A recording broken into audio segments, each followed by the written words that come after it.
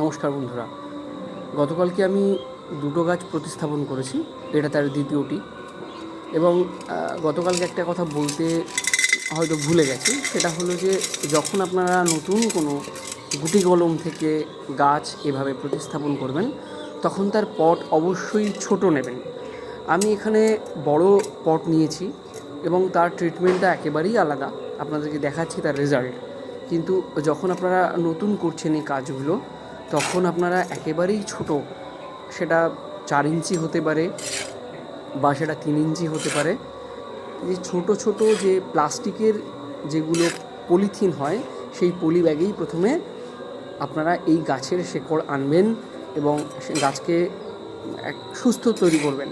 তার পরবর্তীকালেই আপনারা সেখান থেকে 4 ইঞ্চি বা 6 ইঞ্চি এবং 6 ইঞ্চি থেকে 8, 10, 12 এভাবে আপনারা পরিবর্তন করতে পারেন।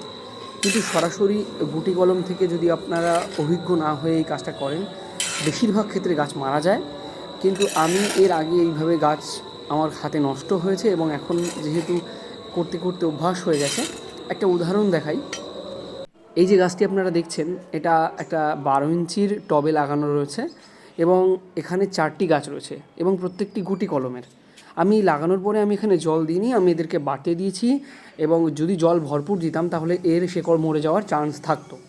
এবং সেটা এড়াতেই আমি এই গাছকে যথেষ্ট যত্ন করে এবং জল যাতে কম হয় সেটাই লক্ষ্য করি। আপনারা আমার ভিডিওতেও দেখবেন যে আমি এই গাছ দুটো লাগানোর পর কোনো রকম জল দিইনি এবং আজকে অষ্টমীর দিন, আজকেও আমি এখানে জল দেবো না। আমি হয়তো আগামীকাল একটু সামান্য জল দেবো, আর যদি বৃষ্টি হয় তাহলেও বৃষ্টির জলটা লাগাবো না। তো আপনারা যারা নতুন শুরু করেছেন তারা কিন্তু কোনোভাবেই আমার মতো এই কাজটা করবেন না। আপনারা ছোট গ্রো ব্যাগে এটাকে প্রথমে দেবেন, তার শেকড় ডেভেলপমেন্ট করবেন, তার পরবর্তীকালে আপনারা পটিং করবেন।